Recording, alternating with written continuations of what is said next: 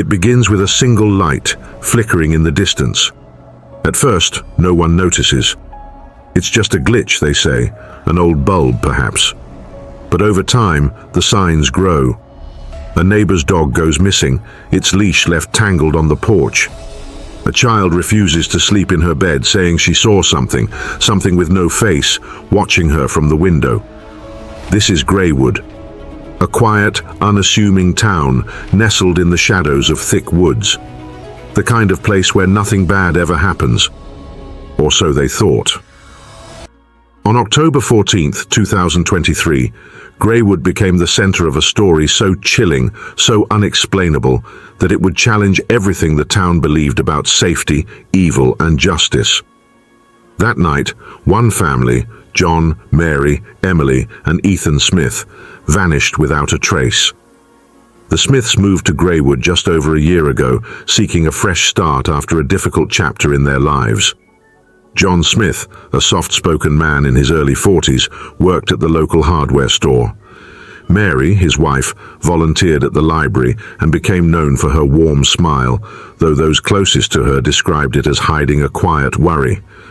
Their two children, Emily and Ethan, were described as polite and well-mannered, but neighbors noticed peculiarities about the family. Emily, a teenager with a passion for sketching, spent hours at the park with her notebook. But her drawings? They were unsettling. Images of hollow-eyed figures standing at the edge of shadows. A single word scrawled repeatedly in the margins. Here. Ethan, just 8 years old, was full of energy but prone to night terrors. He would wake up screaming, saying he had seen the man in the corner. His mother dismissed it as an overactive imagination, but the boy refused to sleep without the hallway light on. And then there was the house. The neighbors had always felt uneasy about it. It stood at the very edge of town, close to the woods. People whispered about strange happenings there long before the Smiths moved in, doors opening on their own, lights flickering, and sounds that couldn't be explained.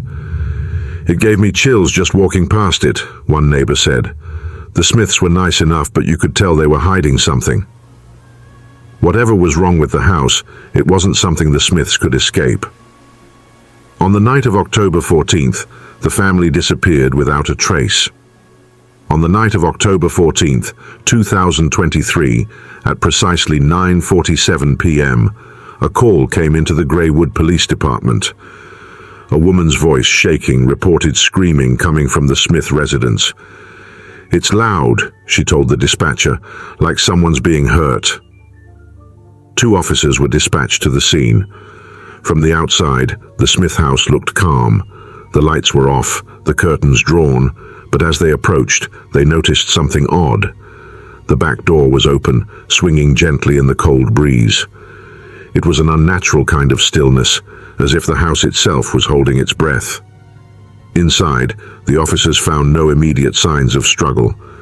The kitchen table was set for dinner, a pot of soup simmering on the stove. Upstairs, the children's bedrooms were in disarray. Emily's bed unmade, her journal open to a page that read, "It watches when we sleep." Ethan's window was open, the latch broken. On the floor was a muddy footprint too large to belong to an 8-year-old. But the basement was where the real horror awaited. Behind a locked door, the officers discovered a room that defied explanation. Symbols were carved into the walls, patterns that seemed deliberate and ancient. In the center of the room stood a table. On it was a porcelain doll, its face burnt and distorted. Around the doll were faint traces of blood. One of the officers swore he heard whispers. Another felt a cold hand brush his shoulder, though no one was behind him.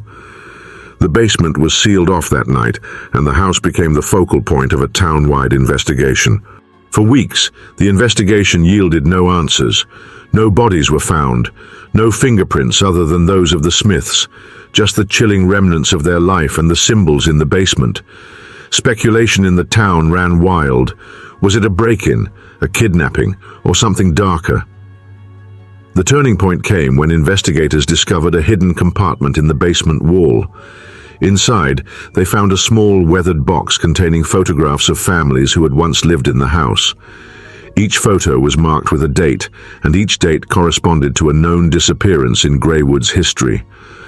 Among the contents of the box was a name: Arthur Redding. Decades earlier, Redding had lived in the house and was known for his fascination with occult rituals. But he had left Greywood long ago, or so everyone thought. 6 months after the Smith family's disappearance, Arthur Redding was tracked down to a remote cabin in the woods, miles from Greywood. Inside, police found journals filled with ramblings about purification and sacrifices. In custody, Redding confessed. He admitted to luring families to the house, claiming he was fulfilling an ancient ritual to protect the town. He provided details about the Smith family only the true culprit could know. The remains of John, Mary, Emily, and Ethan were discovered buried deep in the woods behind the house, arranged in a ritualistic pattern.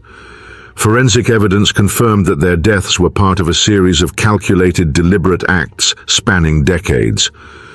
Arthur Redding was convicted of multiple counts of murder and sentenced to life in prison without parole. Justice at last had been served. Shortly after Redding's conviction, the Smith house was demolished. In its place, a memorial now stands, a simple stone engraved with the names of the victims. Greywood has moved on. The whispers have stopped. The darkness is gone.